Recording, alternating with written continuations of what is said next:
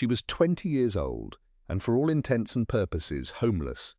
She had no family left to speak of, no prospects, and a final settlement of £5 to her name. With 2 of those pounds she bought the derelict shell of Greyfell House in the quiet country parish of Marlo-on-Trent. The estate had been stripped to its bones. But what nobody knew was that the old strong room set into its foundation had never once been opened. Stay close and listen to this story of what was found inside. Clara Reed Harcourt had learned the world through the grain of wood. Her father, a carpenter of quiet skill and gentler disposition, had taught her its language before she could properly read books. He taught her how to read the life of a tree in the patterns of its timber, the tight rings of a hard winter, the wider, more generous bands of a good summer, the swirling eye of a healed-over branch.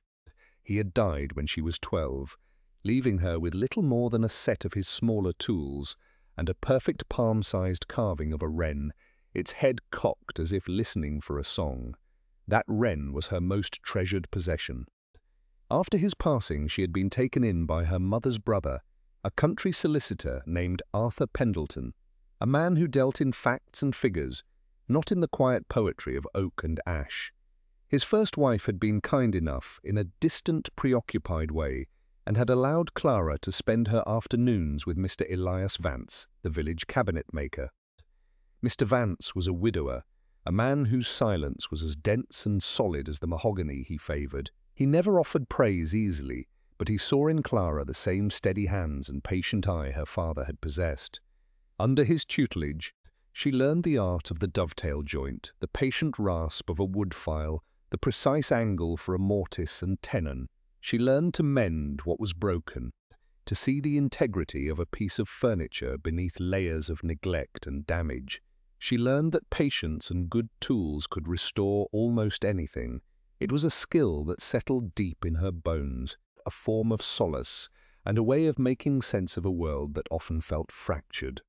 Life in her uncle's house was tolerable until he remarried after his first wife's sudden death. The new Mrs. Pendleton was a woman who valued appearances above all else. She saw Clara not as a niece, but as a relic of a less prosperous past, a quiet, dusty presence who did not fit with the new furnishings and social aspirations.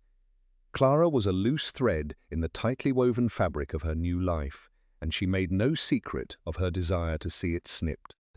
The eviction, when it came, was not a dramatic confrontation or a tearful farewell. It was as cold and quiet as the solicitor's trade itself.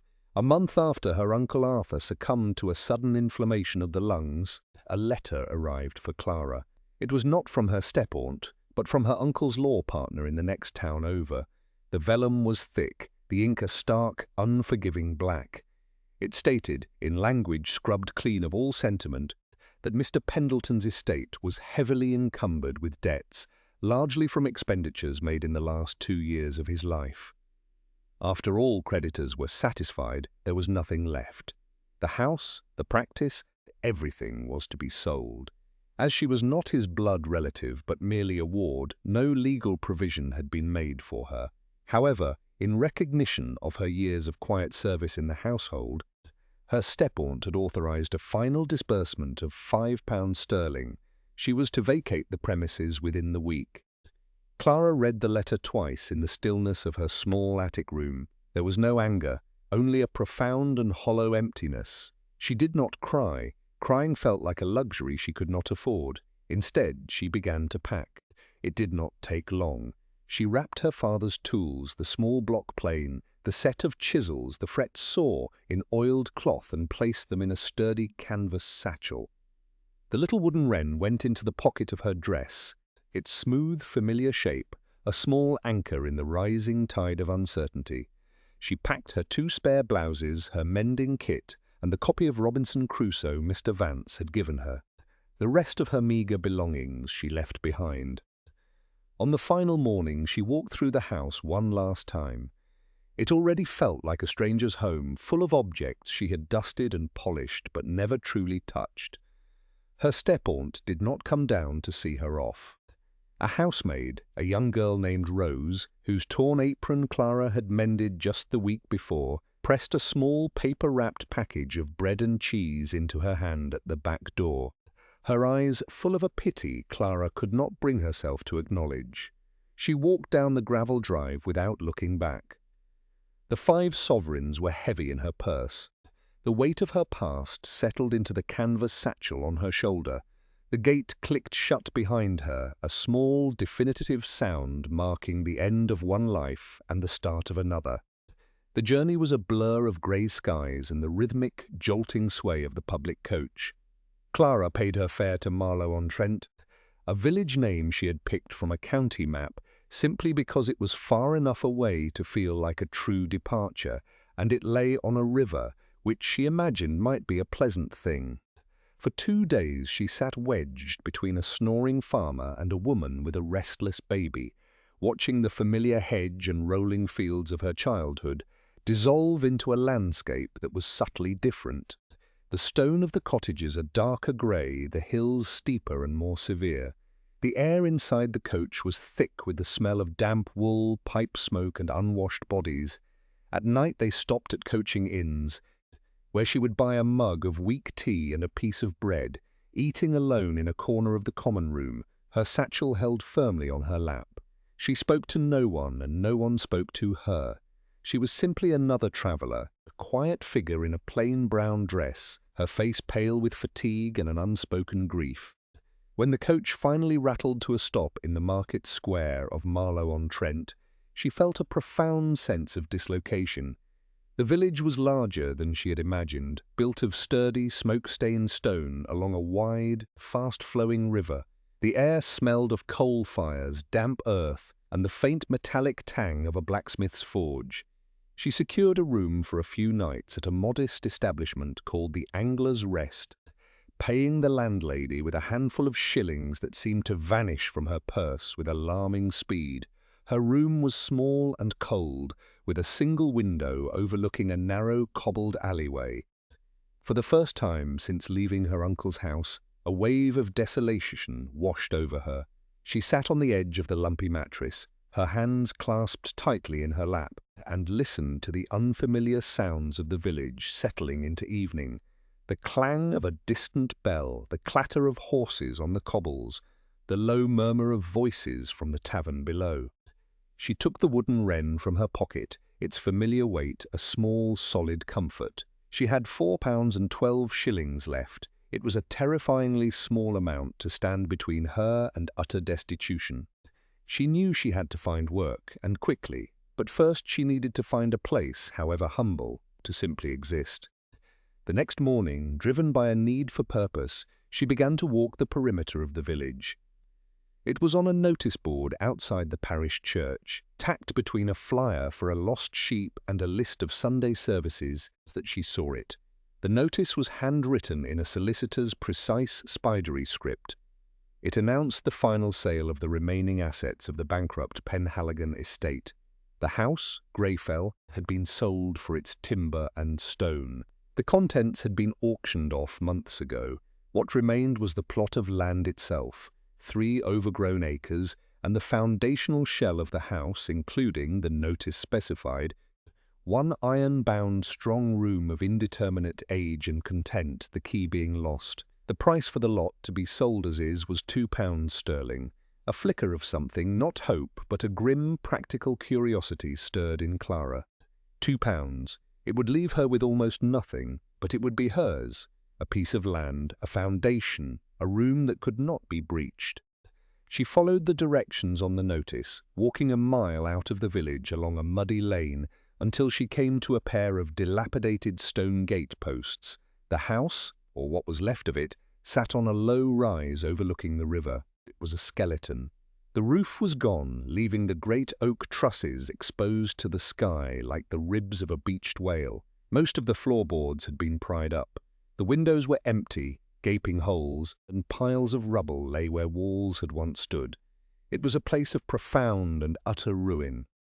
But as she picked her way through the debris-strewn ground floor, she saw it. Set into the thickest part of the north-facing stone foundation was the strong room. It was not a door so much as a declaration. 3 inches of solid oak bound with 6 thick iron straps bolted through the wood. The lock was a monstrous thing of brass and iron, a complex mechanism of plates and tumblers, all seized with rust. The door was set so perfectly into the dressed stone of the foundation that it seemed to have grown there.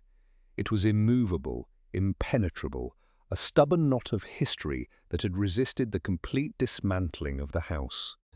Clara walked around it, running her hand over the cold iron and the rough, pitted surface of the stone. She understood why it had been left. The cost of blasting it out or forcing it open would have been more than the value of the scrap iron. It was an object of pure, obstinate permanence. In that moment, standing in the ruin, Clara made her decision. She would buy it. She would buy this place of endings, this stubborn locked room. It was a fool's choice, a wild gamble with her last few coins. But it was the only choice that felt like her own. She walked back to the village and presented herself at the solicitor's office, a small dusty room smelling of paper and sealing wax. The solicitor, a man with spectacles perched on the end of his nose, looked at her with undisguised astonishment when she placed 2 sovereigns on his desk. He explained again that she was buying a ruin, a piece of useless land, and a locked box nobody could open. She simply nodded. "I understand," she said. He shrugged, drew up the deed of sale, and watched as she signed her name, Clara Reed Harcourt, in clear, steady script. The first few weeks were the hardest. Clara spent her remaining money on a sturdy tent, a few blankets, and a small supply of flour, salt, and tea. She pitched the tent in the lee of what had been the west wing of the house, a space partially sheltered from the wind that swept up from the river.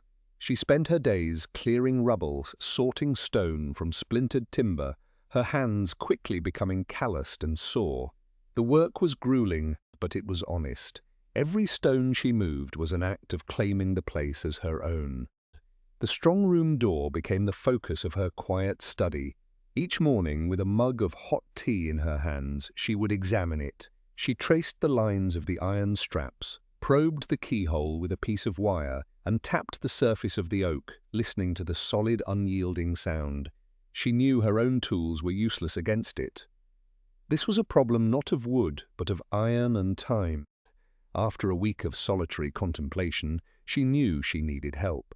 She walked back into Marlo on Trent, not to the shops or the church, but to the source of the metallic tang she had smelled on her first day, the blacksmith's forge.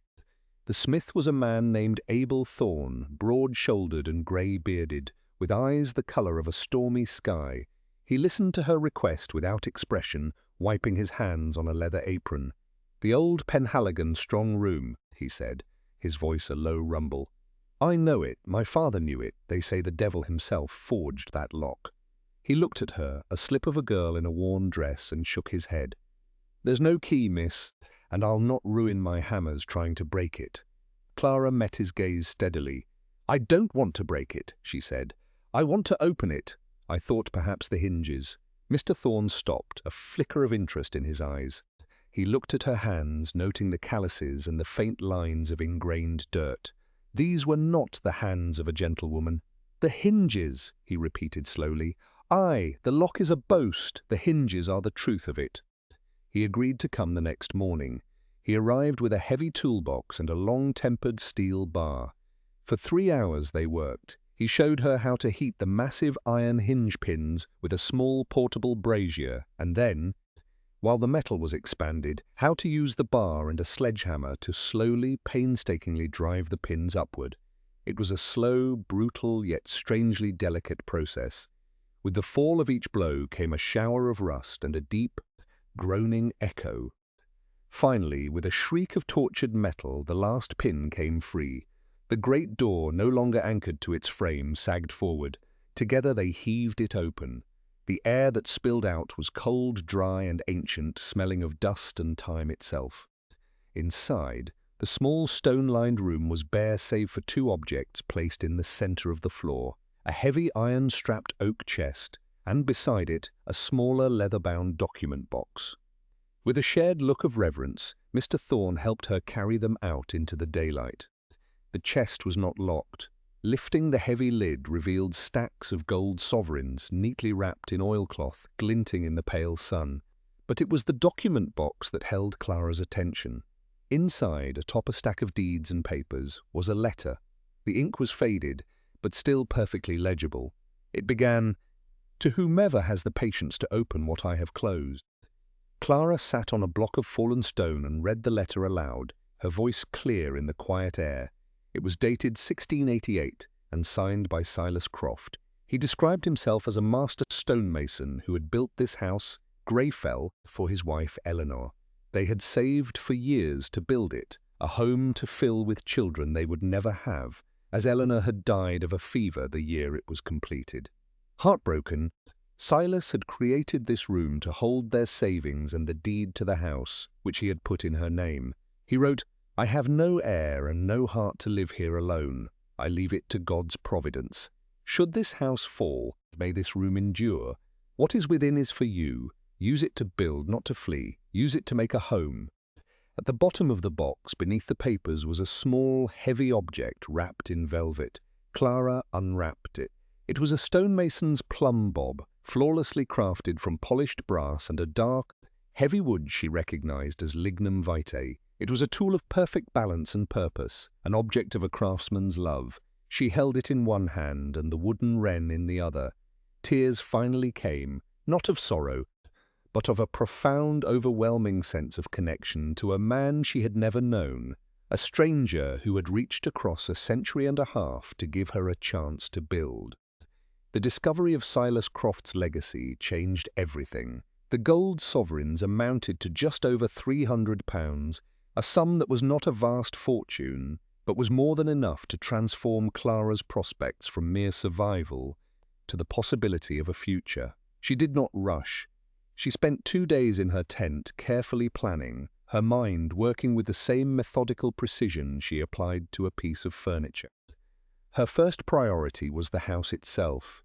It needed a roof before the autumn rains began. She walked to a small quarry she had seen on her journey, a place where they cut the same dark grey slate that lay in shattered piles around Greyfell.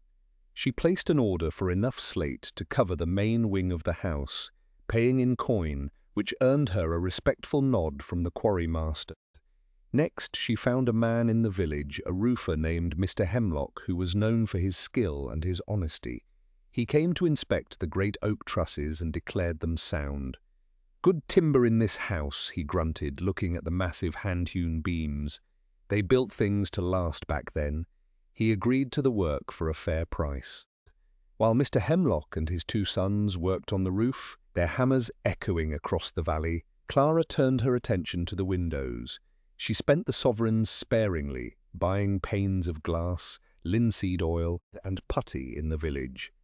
The window frames themselves, the sashes and mullions, were her own work. She salvaged what timber she could from the wreckage, planing away the weathered surfaces to reveal the good wood beneath. She set up a makeshift workshop in the most sheltered corner of the ruin and began her craft. The familiar scent of sawdust, the satisfying rasp of the plane, the precise tap of the chisel, these were her comforts.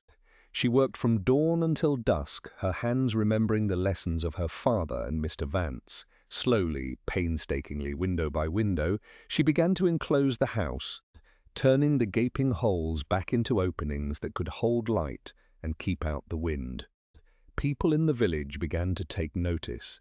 The sight of smoke rising from the quarry, the sound of hammering from the roof, and the quiet, solitary figure of the young woman working amidst the ruins became a subject of curiosity and then of quiet respect. One evening, a woman named Mrs. Gable, the grocer's wife, appeared at the edge of the property carrying a covered basket. "You must be chilled to the bone out here," she said, her voice kind. "I've brought you some stew." Clara, exhausted and covered in sawdust, could only stammer her thanks. The simple, warm generosity of the act moved her more than the gold itself. It was the first strand in a thread of community that was beginning to weave itself around her. As autumn settled over Marlo-on-Trent, Greyfell House began to resemble a home once more. The roof was complete, a handsome expanse of dark slate that shone in the rain. The windows were glazed, their small square panes reflecting the changing colors of the sky. Clara had laid new floorboards in 2 of the ground floor rooms using sturdy pine sourced from a local timber merchant. She plastered the walls herself, a messy, difficult job she learned from a book she bought. Her first few attempts were uneven, but her persistence resulted in smooth, clean surfaces. She moved out of the tent and into one of the finished rooms, sleeping on a simple mattress on the floor. But it was a room with a solid roof and a window that closed, and it felt like a palace. With the house now weathertight, she turned her thoughts to her own livelihood. She had a skill, and now she had a place to practice it. She designated the largest of the restored ground floor rooms as her workshop. She built a long, sturdy workbench from salvaged oak beams, its surface worn smooth by decades of use in its previous life. She bought a lathe and a few larger tools she needed, and hung her father's smaller tools in a neat row on the wall. Above the door she hung a simple hand-carved sign, Greyfell Restorations, furniture mended and repaired. Her first customer was the Reverend Michael Ashworth. He arrived one afternoon with the parish records under his arm, having taken an interest in the history of her property. He had found the entry for Silas Croft and his wife Eleanor, confirming the story in the letter. He then sheepishly asked if she might be able to look at a small split reading table from the vicarage. Clara repaired it with a butterfly joint, so fine it was almost invisible. The Reverend was so pleased he spoke of her skill to his congregation. Soon a slow but steady stream of work began to arrive. A farmer with a broken chair, the innkeeper with a warped tabletop, and even the local squire's wife, who sent a delicate writing desk with a peeling veneer. Clara treated each piece with the same meticulous care. Whether it was a humble milking stool or a fine piece of mahogany, her work was her reputation, honest, fair, and built to last. The community which had first watched her with suspicion now began to accept her. Young Tom, a farmer's son, offered to help her clear the overgrown gardens in exchange for a share of the vegetables they would grow come spring. Mr. Thorne, the blacksmith, forged her a new set of fire irons as a gift. Mrs. Gable made sure to set aside the best cuts of bacon for her. She was no longer the strange girl who bought the ruin. She was Clara Reed Harcourt, the joiner at Greyfell. She had a place, a purpose, and a name that was known and respected in the small world of Marlo on Trent. The first snow of winter had fallen, blanketing the valley in a soft, silent white. Inside Greyfell, a fire crackled in the hearth of the main living room, casting a warm, flickering light on the newly plastered walls. The room smelled of beeswax, wood smoke, and the pine boughs Clara had placed on the mantelpiece. She had spent the evening polishing a small side table, the final step in a long restoration, and now she sat in a simple wooden chair, her hands finally still in her lap. The house was quiet around her, a deep, restful silence that was no longer empty, but full of the presence of a home. On the mantel, 2 objects sat side by side. One was the small wooden wren her father had carved, its tiny form seeming to hold all the warmth of her memory of him. The other was Silas Croft's plumb bob, its brass and dark wood gleaming in the firelight. They were objects made by craftsmen, by men who understood that love and care could be worked into physical things made to endure. She thought of Mr. Vance, the cabinet maker, and the quiet way he had taught her that every piece of wood had its own story, its own strength. He, her father, and Silas Croft were all connected, a lineage of quiet skill and integrity that she now felt a part of. She thought of the cold solicitor's letter and the £5 that had felt like both an insult and an impossible sum. Then she thought of the £2 she had paid for this place, this skeleton of a house that everyone else had seen as worthless.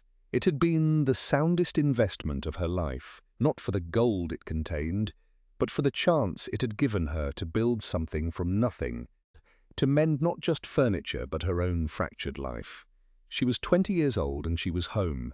She had taken a ruin and, with her own 2 hands, had given it a future, and in doing so she had finally truly built one for herself.